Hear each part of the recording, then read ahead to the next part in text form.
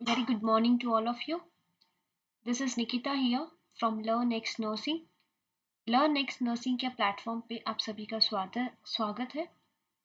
Today we will discuss about NORCET PYQ series number 25. Okay, just give me 1 minute.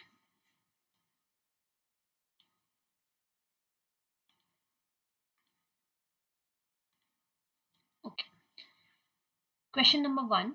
A client had an abdominal surgery this morning. Okay, morning में patient की abdominal surgery हुई है. The nurse notices that there is a small amount of bloody drainage on his surgical dressing. Nurse ने देखा कि patient में जो drain लगे हुए हैं, ठीक है, जो सर्जिकल ड्रेसिंग की है वहां से एक ब्लडी ड्रेनेज हो रहा है. ठीक है.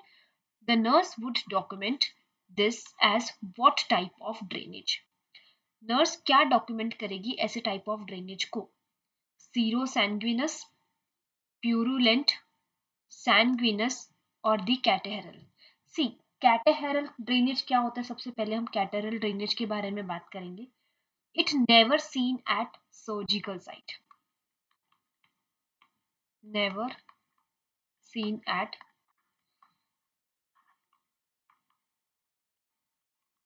Surgical site. Catarrhal type of drainage हमको कहाँ मिलता है? Seen in upper respiratory tract infection में जो हमको एक्सुडेट फॉर्म मिलता है ना, उसको हम कहते हैं कैटेहरल ड्रेनेज. तो ये आपका ऑप्शन वैसे ही नहीं होता.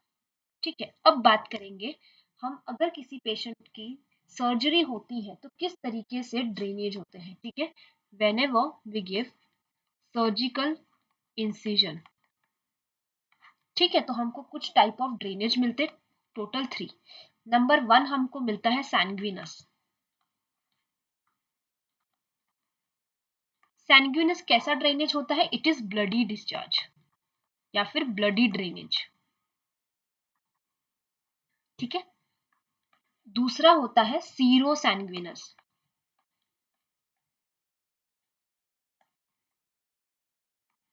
सीरो सैंग्विनस में हमको क्या मिलता है? पिंकिश कलर डिस्चार्ज या फिर पिंकिश कलर ड्रेनेज. अब ये पिंकिश कलर ड्रेन में क्यों पिंकिश कलर? बिकॉज इसमें सीरस फ्लूइड होता है प्लस इसमें ब्लड सेल्स होते हैं.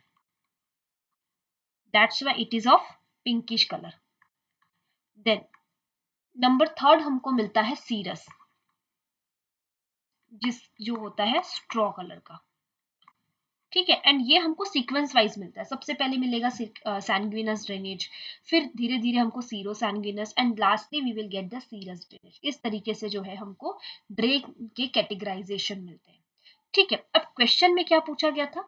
The nurse notices that there is a small amount of bloody drainage on his surgical dressing. ठीक है. सो क्या हो जाएगा आपका आंसर यहाँ पे? Sanguineous. Option number C will be your correct. ठीक है. सीरो सैंग्विनस नहीं होता बिकॉज ये पिंकिश कलर का होता है, ये ब्लडी ड्रेनेज नहीं होता है. पुरुलेंट क्या होता है? Pus formation.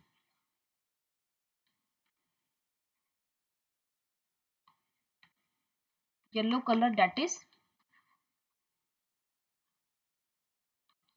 POS formation. तो पुरुलेंट भी आपका आंसर यहाँ पे नहीं होता. क्लियर है? Okay. Next question. All of the following are major warning signs of cancer except.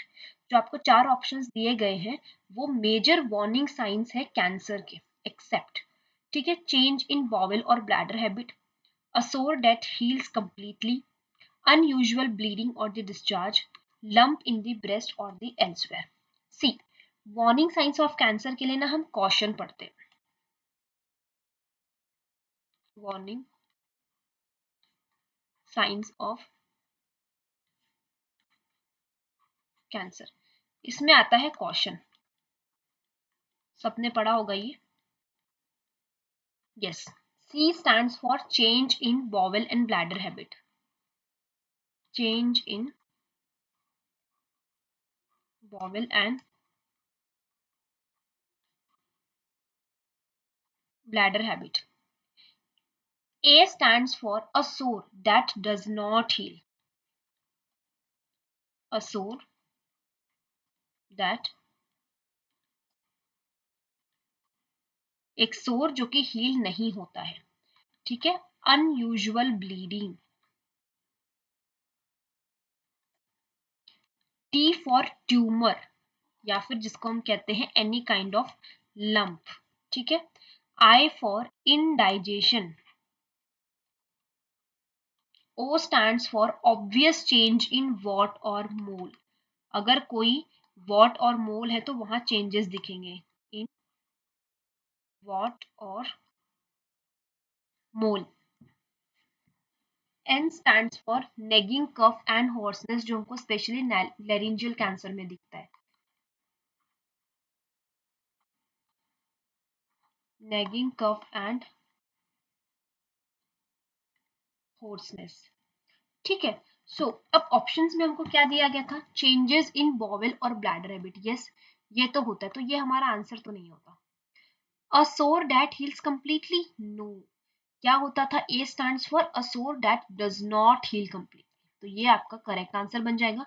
Unusual bleeding और डिस्चार्ज, यस ये भी होता था, तो अकॉर्डिंग टू द क्वेश्चन ये आंसर नहीं होता। लंप इन द ब्रेस्ट और एल्सवेयर, यस ये भी हमारा अकॉर्डिंग टू क्वेश्चन नहीं होता, बिकॉज ये तीनों पॉइंट आपके क्वेश्चन में आते हैं।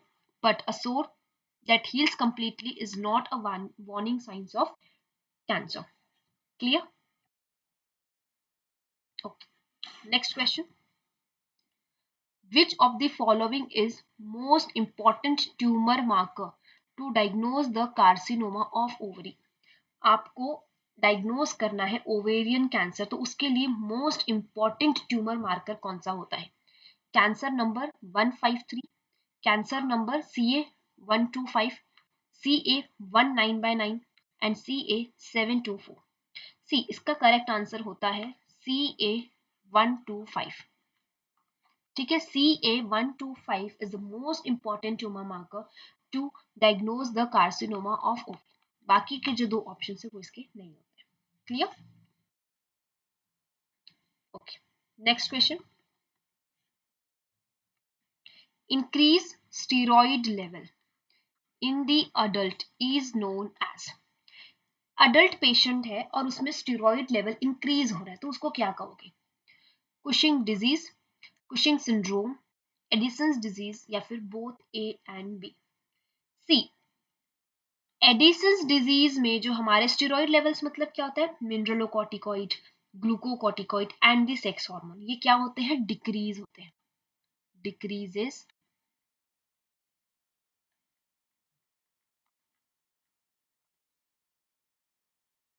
Mineralocorticoid, glucocorticoid and the sex hormones, ठीक है। अब ए और B, Cushing disease and Cushing syndrome, इसमें क्या होता है, ये इंक्रीज होते हैं, तो हमारा करेक्ट आंसर तो यहाँ पर क्या हो गया, both A and B, that is option number D, ठीक है। देन हम बात करेंगे कुशिंग डिजीज और कुशिंग सिंड्रोम के बारे में कि दोनों में क्या डिफरेंस है। Cushing disease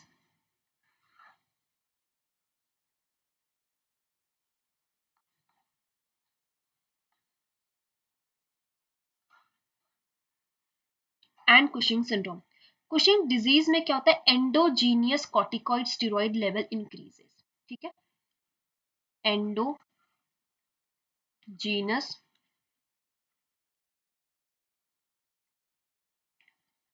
corticosteroids level increases. और कुशिंग सिंड्रोम में क्या होता है, हमारा exogenous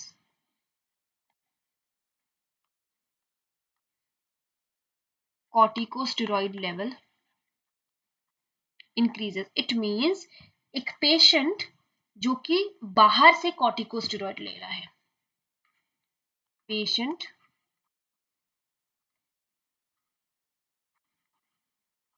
who receive corticosteroid, patient को कुशिंग डिजीज होता है जब उसके अंदर के बॉडी के कॉर्टिकोस्टेरॉइड लेवल्स जो है वो इंक्रीज हो रहे हैं। कुशिंग सिंड्रोम होता है जब पेशेंट किसी ना किसी फॉर्म में कॉर्टिकोस्टेरॉइड बाहर से ले रहा है in the form of medications, ठीक है। एंड ये जो कुशिंग सिंड्रोम होता है,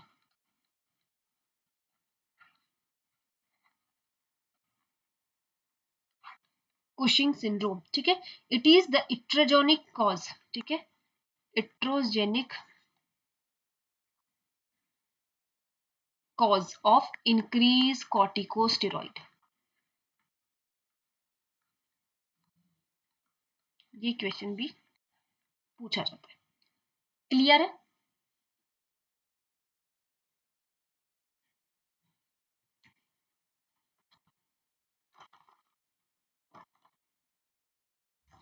okay, next question.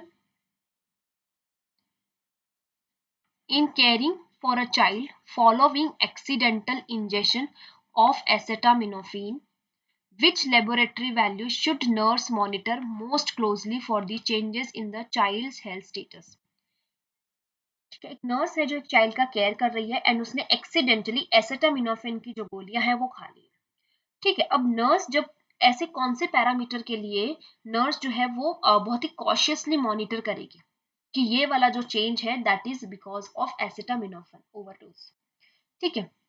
Haemoglobin and haematocrit, patient के white blood cell count and differential cell count, blood gases that is PO2, PaCO2 and pH, and serum transaminase level that is ALT and AST, यानी कि liver enzymes in short, ठीक है। देखो पहले बात करते हैं normal range of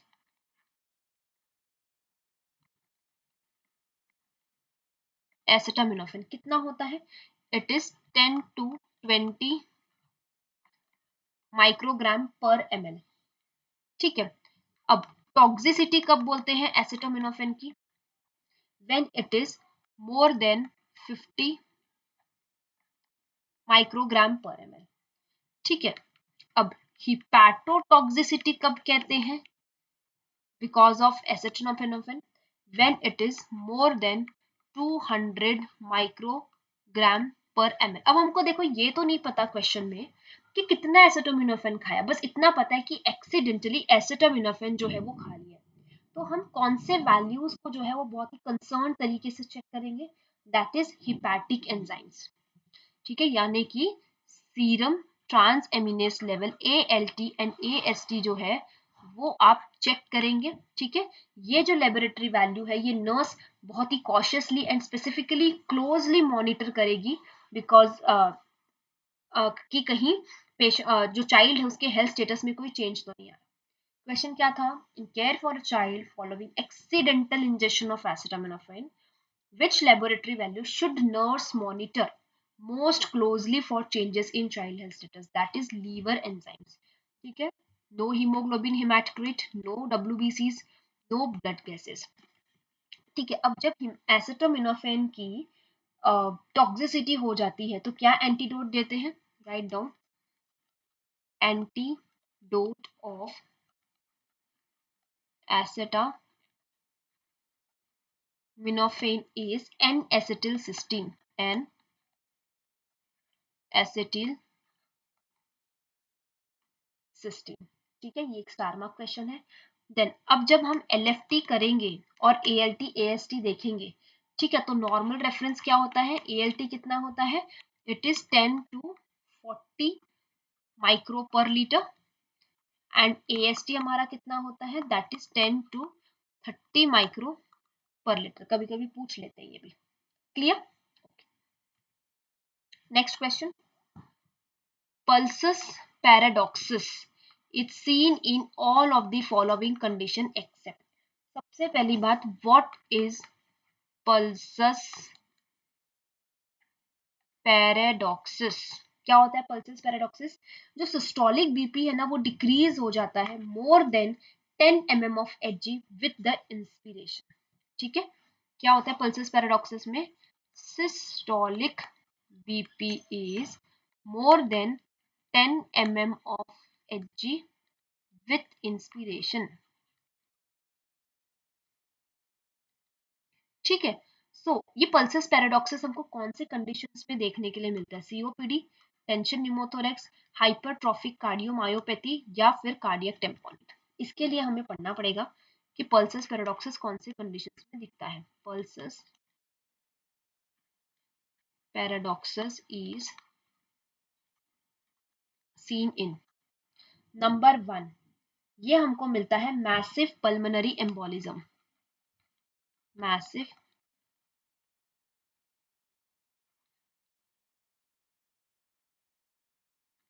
pulmonary embolism, ये हमको मिलता है सीओपीडी। ये हमें मिलता है हेमरेजिक शॉक।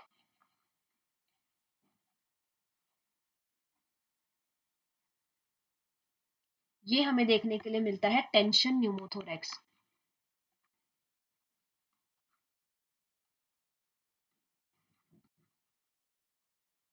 ये हमें मिलता है कार्डियक टेम्पोनेट।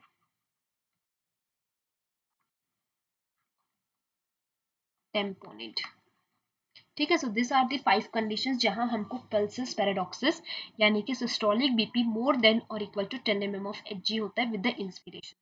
तो क्या आंसर हो जाएगा? सीओपीडी में दिखता है यस, टेंशन न्यूमोथोरेक्स में यस, हाइपरट्रॉफिक कार्डियोमायोपैथी में नहीं, कार्डियक टेम्पोनेट में yes.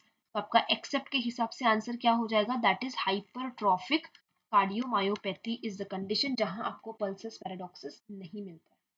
Clear? Okay, next question. If a mother is hepatitis B positive, the risk of transmission to the baby at birth may be। अगर mother hepatitis B positive है तो बच्चे को mother के through यानी कि vertical transmission of hepatitis B के कितने चांसेस हैं? That is 20 to 30%, 50 to 60%, 2 to 5% और 70 to 80%। यस, देखो अगर हम एवरेज की बात करते हैं ना hepatitis B mother to baby transmit होने का, दैट इज 40% रिस्क। ठीक है, and according to the options our correct answer will be B, that is 50 to 60% chances होता है कि मदर से बेबी को हेपेटाइटिस बी जो है वो ट्रांसमिट होगा, यानी कि बेबी 50 to 60% रिस्क होता है, एवरेज इट इज 40% रिस्क। ठीक है, एंड ये भी कब होता है? Specially at the time of delivery. Clear? Okay, next question. A patient who underwent an intrauterine device insertion is most likely to develop which of the following in the future। एक patient है जो कि intrauterine device insertion के लिए आई है, तो उसे क्या कैसी कौन सी ऐसी कंडीशन है जो डेवलप हो सकती है फ्यूचर में जाके, not now. Which condition, which associated condition can occur, can develop in the future the person who is coming to us for the IUD insertion। Vaginal bleeding होगी, यस होती है। एब्डोमिनल पेन होगा, yes होता है। Uterine perforation होगा, yes होता है। Pelvic infection यानी कि हमारा PID, यस होता है। चारों भी होते हैं, बट अब क्वेश्चन में तो ऑल ऑफ द अबव नहीं दिया हुआ है, तो आपका करेक्ट आंसर क्या हो जाएगा यहाँ पे? यस, मोस्ट कॉमन जो होता है intrauterine develop sorry intrauterine device insert करने के बाद, दैट इज वजाइनल ब्लीडिंग। आपका प्रायोरिटी वाइज आंसर होता है वजाइनल ब्लीडिंग, सेकेंड प्रायोरिटी होती है abdominal pain, then uterine perforation and then PID। ठीक है, अब ये जो एब्डोमिनल पेन होता है, ठीक है, it is most common reason for the removal of IUD, most common reason for removal of intrauterine device। Clear? Next question. Which of the following is not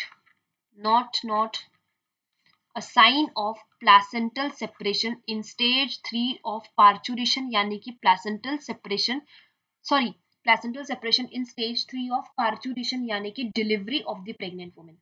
क्या पूछा गया है कि प्लेसेंटल सेपरेशन का कौन सा साइन नहीं है, कौन से टाइम पे प्लेसेंटा सेपरेट होता है? थर्ड स्टेज ऑफ लेबर में, थर्ड स्टेज ऑफ डिलीवरी में। ठीक है, सो कौन से साइन नहीं है प्लेसेंटल सेपरेशन की?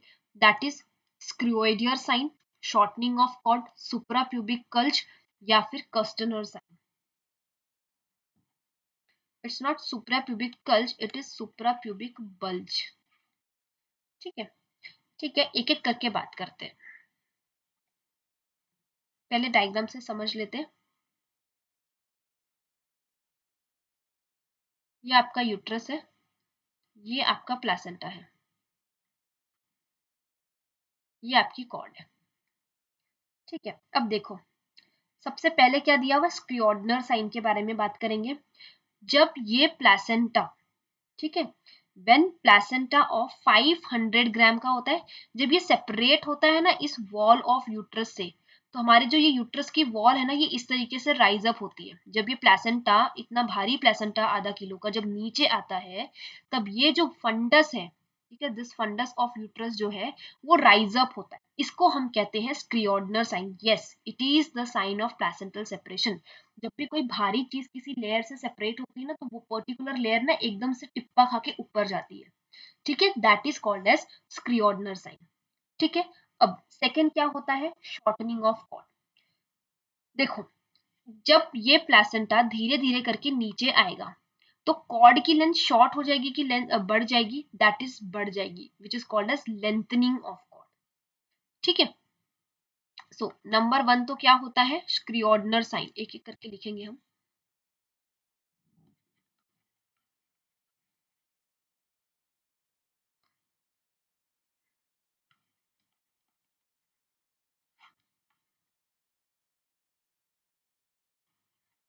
When placenta separates,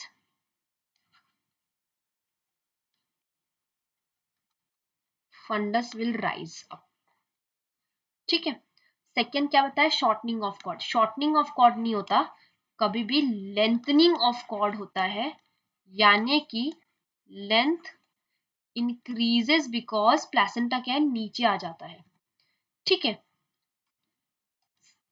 third sign क्या था, सुप्राप्यूबिक बल्ज। अब सुप्राप्यूबिक बल्ज मतलब क्या होता है, देखो जब ये प्लेसेंटा नीचे की तरफ आ जाएगा बिहाइंड द सिम्फाइसिस प्यूबिस, ठीक है, बिहाइंड द प्यूबिक सिम्फाइसिस, ठीक है, तो वहां पे ना एक सुप्रा प्यूबिक आउट बल्जिंग होती है, यानी कि फूल जाएगा, क्योंकि प्लेसेंटा आ गया ना, तो जो आपका प्यूबिक एरिया है वो कैसा हो जाएगा, एकदम बल्जिंग दिखाई देगा। सो यस, ये भी प्रेजेंट रहता है। देन होता है लास्टली कॉस्टनर साइन। अब कॉस्टनर साइन क्या होता है ना, देखो हम यूजुअली क्या करते हैं कि फीमेल के एब्डोमेन पर ना हाथ रख के कंप्रेस करते हैं। अब कंप्रेस कैसे करते हैं कि जो एब्डोमेन है, सॉरी फीमेल के एब्डोमेन पे कंप्रेस करते हैं कि जो फंडस है, ठीक है, उसको हम ऊपर की तरफ धकेल सके, ठीक है, प्रेशर बिल्ड कर सके। तब जब प्रेशर, ठीक है, प्रेशर बिल्ड कर सके, तो फंडस जो है उस प्रेशर के थ्रू कैसे ना थोड़ा ऊपर की तरफ अपने सेम पोजीशन पे जाएगा। ठीक है, ऐसा करने से अगर कॉर्ड की लेंथ छोटी होती है, इसका मतलब प्लेसेंटा सेपरेशन नहीं हुआ। अब तक क्या हो रहा था, कॉर्ड की लेंथ बड़ी हुई है, क्यों, क्योंकि प्लेसेंटा नीचे आया हुआ था। ठीक है, प्लेसेंटा तो हमने प्लेसेंटा नीचे आया हुआ है, अब हम क्या कर रहे हैं ना, हम फंडस को अपनी पोजीशन पे ला रहे हैं, प्रेशर दे रहे हैं, प्रेशर जनरेट कर रहे हैं। ठीक है, लेकिन उस टाइम पे क्या हो रहा है कि जो कॉर्ड की लेंथ है, ठीक है, वो शॉर्ट हो रही है, इसका मतलब क्या, प्लेसेंटा सेपरेशन नहीं हुआ है। ठीक है, अगर कॉर्ड वैसे के वैसे ही रह जाती है, कॉर्ड लेंथ में कोई चेंज नहीं आता है during upward pressure of the fundus over the first, उसको हम कहते हैं कॉस्टनर साइन। मतलब ये क्या है, ये अगेन एक प्लेसेंटल सेपरेशन साइन है। आप कोई भी प्रेशर दो, कुछ भी दो, कॉर्ड की लेंथ में आपको कोई प्रॉब्लम नहीं मिलेगी, कॉर्ड की लेंथ जो है वो सेम एज इट इज रहेगी। क्लियर, सो हमें कॉस्टनर साइन भी देखने के लिए मिलता है, सुप्राप्यूबिक बल्ज भी देखने के लिए मिलता है, और श्रोडिंगर साइन भी देखने के लिए मिलता है, बट शॉर्टनिंग ऑफ कॉर्ड नहीं मिलती। इसके जगह पे हमको क्या मिलता है, लेंथनिंग ऑफ कॉर्ड। तो करेक्ट आंसर क्या हो जाएगा आपका, option number B. Again I am saying, shortener Schroeder sign में क्या होता है, यस, फंडस जो है, सॉरी जब प्लेसेंटा सेपरेट करेगा तो फंडस राइज अप होता है, जिसको हम कहते हैं स्क्रियोडनर साइन। सेकेंड क्या था, शॉर्टनिंग ऑफ कॉर्ड। जब प्लेसेंटा कभी भी नीचे आएगा तो जो आपकी कॉर्ड की लेंथ है वो आपको लंबी लगेगी, कभी छोटी नहीं लगेगी। सुप्रा प्यूबिक बल्ज यानी क्या है, प्लेसेंटा जो है वो आके प्यूबिक प्यूबिक सिम्फाइसिस के जस्ट पीछे आ गया, जिसके वजह से उसने एक आउट बल्ज फॉर्म कर दी, यानी कि फूला हुआ सा, सॉरी वहां पे एक स्वेलिंग सा, एक फुली हुई चीज फॉर्म कर दी है। ठीक है, देन कस्टनर साइन। कस्टनर साइन में क्या होता है, जब आप अपने हाथ से प्रेशर करके फंडस को पीछे की तरह करेंगे, डेवलप करेंगे, ठीक है, if cord is same, no change in the cord length during the upward pressure over the fundus, तब उसको हम कहते हैं Kustner sign. Clear, okay. Next question and the last question. Quantity of sodium chloride required to make 1 liter of normal saline. अगर आपको 1 liter of normal saline बनाना है तो कितना सोडियम क्लोराइड आपको रिक्वायर्ड रहेगा? 900 grams, 0.9 gram, 9 gram और the 90 gram. Yes, it is 9 gram.